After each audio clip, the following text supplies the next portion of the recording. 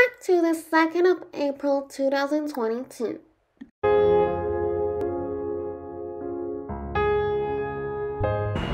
Good morning, everyone. It is now 9:35 a.m. and I have arrived outside of Canary Wharf station. I was actually going to go to the traffic light, but then I saw this quite cool architecture here, so I thought I'd take a photo with this first. Oh, actually, I saw this Jubilee Park sign, and this is also on my list, so I feel like I should come in here first. And there are also some primrose flowers here, so I'm gonna take a photo with them. I'm walking to the Crossrail Place roof garden, and we actually walked past this one Canada Square. And actually, I walked past this last time, but because I came at night time last time, it was impossible to take a photo here. But because it's like 9:30 a.m., there's no one around, so I managed to take a photo with less people. So I finally found the Crossrail Place. So I took one photo with this bridge and also outside this bridge. I just stood on that and took a photo.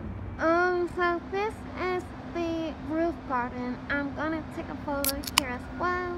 Look at these service berries flowers. I'm gonna take a photo here as well. So this is the Pergola on the wharf. Oh, it's just a restaurant, but I think it's because I'm too early, so it's not open yet. One last photo here before I go. Oh, by the way, the reason why I'm not flying my drone is because this area is actually in the Isle of Dogs area, and we're not allowed to fly in that area. So as I was walking to the traffic light trees, I actually walked past this Wharf Dog, so I think I'm gonna take a photo here. Oh, so this is the Billingsgate Market. I'm pretty sure they only do tradings in the morning, 4 a.m. to 8 a.m., so I'm gonna take a photo here.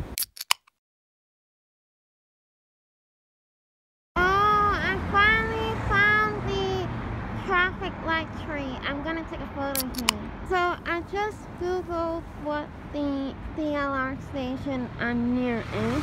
It's actually the Blackwall station, but I don't know why when I googled how to get here from my place, it told me to get a Canary Wharf. So on my list, I actually have this giant-seated woman sculpture on here, and I actually walked past this place before when I was going to the Museum of London Docklands, but I didn't realize this was one of the attractions, so I came back here. I am gonna take a photo here, and then I'm gonna head to my next destination. Actually, this is quite a cool sculpture. I think it's called Titan 14. So I'm currently walking to the Mudchute Park and Farm, and I walked past this middle dock, and it's quite cool, so I'm gonna take a photo here. So I'm currently nearing the end of the canal, but I have been to that side of the canal before, so I didn't film anything, but I haven't been to this side of the canal, so that's why I thought I'd let you guys see it. And basically, when you reach to the end of the canal, you have to turn right, and you will have a road that leads you to the Mudchute Park and Farm. And also, is that the hole that was ripped apart by storm unit? And I feel like this is some kind of tourist attraction. I'm still at the end of the canal. It's another canal now, and I saw this cool bridge here. I want to see if I can take a photo with it. I'm now walking along this Millwall outer dock. I realized this is a good spot for photos as well. And I finally arrived at the Mudchute Park and Farm, and I kind of wanna go to the restaurant, and this is the entrance. Actually, I want to take a photo here as well. And there are some sheep here as well. I think there's like 7 sheep here, and then there are also some there. And it says there are 7 flowers we should be able to find. Also, the band of clouds is coming over, and I can see that it's raining over there. Oh my gosh, look at those 2 sheep. Oh, it's only 1 sheep. Oh, there are 3 more sheep here. I feel like this would be a good photo taking spot as well. Oh wow, they are all hiding here. There are 8 sheep in total. So this is a AK gun that was used in the World War II. And I also learned that the West India and Millwall docks were a major target for German Luftwaffe, and many of the industrial and warehouses premises were destroyed because of them. And I might take a photo here. So I learned that this gun can only be operated by 8 people. Even if there were 7 people, it wouldn't be able to operate. So it is now 20 minutes past 1, and I ordered this farmer's breakfast because I haven't seen the name of the breakfast. And this was £9.50.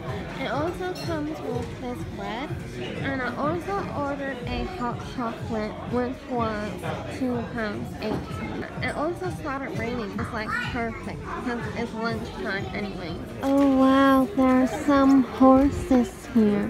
There's a black one and a white and gray one. Oh wow, there are some goats here. They're eating the grass. And there are also some chickens opposite the goats. Oh, sorry. These are called donkeys, and they are related to horses and zebras. And there are 43 ducks here. I just counted. Are they all talking to each other? I wonder what they're saying. Oh, I learned something interesting about these sheep. There are 1 billion sheep in the world, and China has the largest number of sheep. Also, adult sheep are known as rams, and adult female sheep are known as ewes, and adult male sheep are known as rams. There is 1 big old pig here. So after that, I went to the Millwall Park and I flew my drone there. So now I am gonna tell you the history of Millwall. Millwall is a smaller area of land than an average parish, as it was part of Poplar until the 19th century, when it became heavily industrialized, containing the workplaces and home of the few thousand dockside and shipbuilding workers among its factories for the shipbuilding ironworks of William Fairbairn, much of which survives as today's Burroughs Wharf. It was in this area that Millwall FC was founded. Millwall was originally known as Marchwall, and the area acquired its new name with its breakaway from its former parish of Poplar. The replacement was due to the large number of windmills built on a river wall in the 19th century. Improvements led by the Lord Mayor William Cubitt in reinforcing the land solved the periodic flooding caused by major snow melt and spring tides. Corn and wheat were brought along the River Thames to be ground into flour there. On 31 January 1858, the largest ship of that time, the SS Great Eastern, designed by Isambard Kingdom Brunel, was launched from Napier Yacht, the shipyard leased by Messrs. J. Scott Russell and Co. The 211-meter length was too wide for the river, and the ship had to be launched sideways. A section of the concrete and timber substructure from the launch site is now preserved on site for public display at the modern Napier venue. Due to the technical difficulties of the launch, this was the last ship of such a size to be built on the island, though other builders such as Yarrows and Samudra Brothers continued building warships on the island for another 15 years. So this is the Greenwich Foot Tunnel, and I have arrived at the Fan Museum, and it is raining again. They actually give you a fan as a present, and for a student it's only £3, and this is the case, and for an adult it is £5. So I learned that in the 19th century, a new black silk lace called La Chantilly appeared on the scene, and it became one of the most popular forms of lace, among the most fashionable women in high society. There is actually a glossary of terms, and I read all of them, and I'm now entering into the last room. Oh, so in every fan, they are actually telling a story. I am now on the second floor, and these are some lace fans. So there is actually an orange space here, and there is also a garden here, but I asked the staff if we can access it, and they said we're not allowed to access it because of privacy reasons. So I am gonna save my drone batteries. I'm gonna go back to the Island Garden station because I actually wanted to fly my drone there, but this museum actually only took me an hour, so it's one of the smallest museums I have ever been to, but it was worth coming. I just realized I haven't taken a photo with the Fan Museum yet, so I might take one here for the thumbnail. Oh, I think that is St. Alfredge Church. So I am inside the Greenwich Foot Tunnel, and I am walking back to the Island Gardens. Hopefully it's not raining and I can actually fly my drone there. In this clip, I will be telling you about the history of Island Gardens. So William Cubitt actually built this gardens, according to hiddenlondon.com.